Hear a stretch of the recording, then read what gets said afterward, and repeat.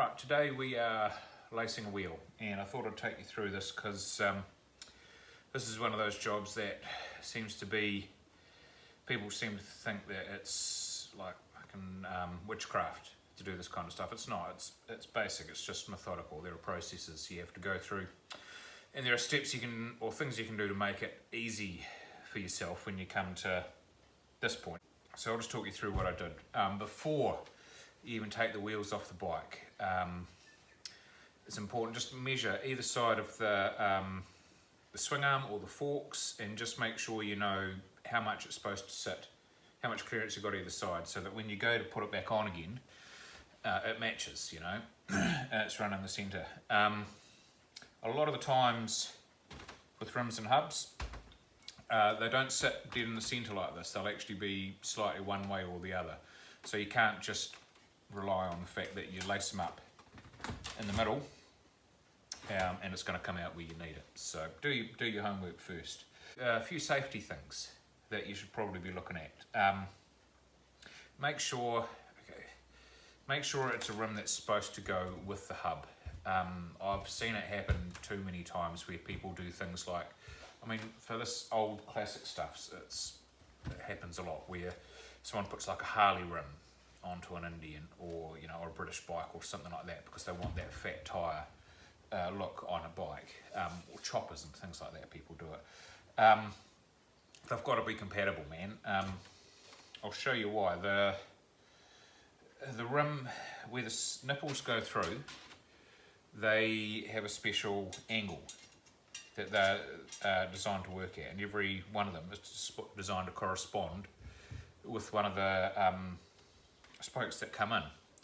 And if the rim and the hub don't talk to each other properly, what'll happen is the nipple wants to sit on an angle compared to the spoke when you tighten it up. And when you first put it together, you'll tighten it up and everything will look cool, and then you'll go for the first ride, and just having that extra stress on it, all of them will bend right where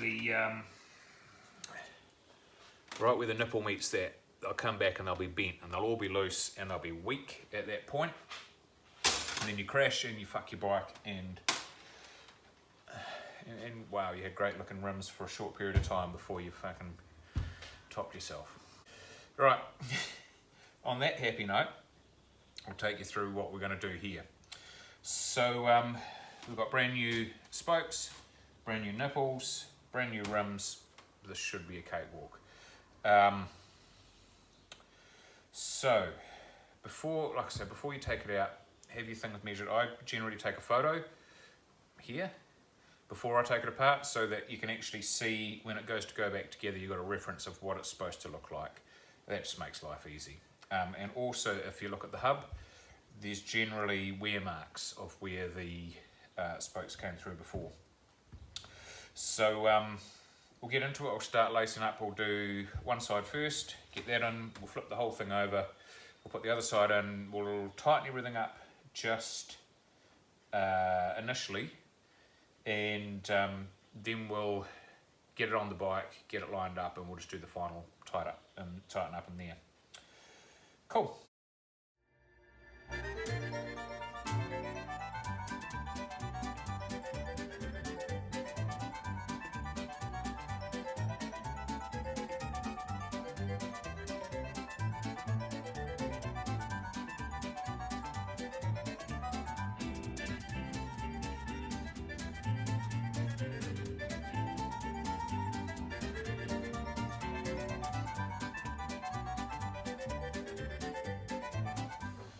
Alright, there we are. It's pretty straightforward. It can only really go together one way. Yeah, it's pretty self-explanatory stuff. So when I do it, I'll go around and I will count the number of turns for each nipple I put on. So when I first put them on, it was just 3 or 4 turns. And then I went round and just did like 10 half turns each time, and I just kept going around until we got to a point where there's still some loose, but a couple of them are tight. So we're at the point now where we need to mount it and start truing it up. So you can either, there are jigs you can buy with little cones and whatnot, you put them in, and it's great. If you've got one, I've used them before, it's okay. They're good in situations where it's not convenient to do it on the bike. So the way I like to do it is I'll mount it up with the axle on the bike. I took all the measurements beforehand, and I'm just going to work to those measurements to try and get it back to where we need to be. There's two ways you can get it out of whack. So basically, when you're spinning around, it can either be out of true this way, it wobbles side to side, or you get tighter on one side than the other, and this, you know, when it spins around, it's actually doing this, moving up and down that way. So axial and radial run out is what you're looking for. And then on top of that, you've got to make sure all the spokes at the end are tight but have equal tightness as well. So when you go around and give them a ping, they should all, it's like tuning a bloody piano. Each one should sound about the same, you know what I mean? So I'll whack it on the bike, start going around, we'll mount up some solid reference points so that when you spin it, you can see, you know, like I say, I'll have a piece of welding wire, which I'll just clamp against the fork. And when you spin it, you'll either see this moving out closer and further away, or you'll see it moving up and down in reference to it. And that's what we're going to try and counteract. Cool. Alright, wheels mounted up. Now we didn't do too bad. You can see, can you hear that? That's just loose spokes just flopping around. Now have a look up in here. I've mounted a piece of welding wire. All it has to do is sit still, but that's just going to give us a reference as to what it's doing. So let's just have a look. If you can see there, I'll give this a spin.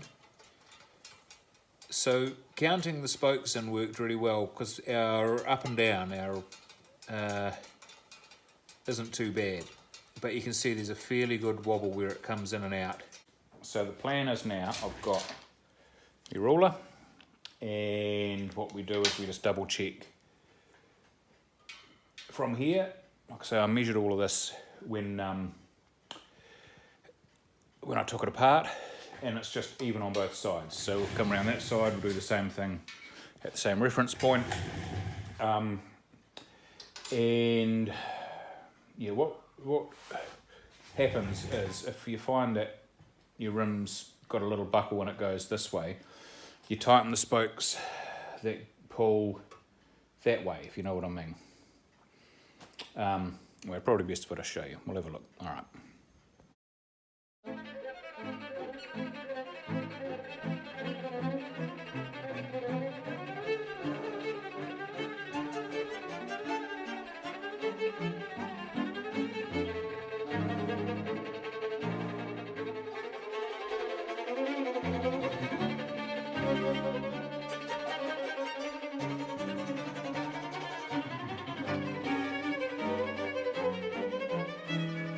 Alright team, that is how you do a rim. Just take your time. At the end, just go over it, make sure all the spokes are tight. If you've got any that are loose, tighten them up, keep checking it, but it's not rocket science. That one's done, we'll rip it off and get the tyre on it, and then we'll do exactly the same for the back, and this thing's back on the road. Too easy.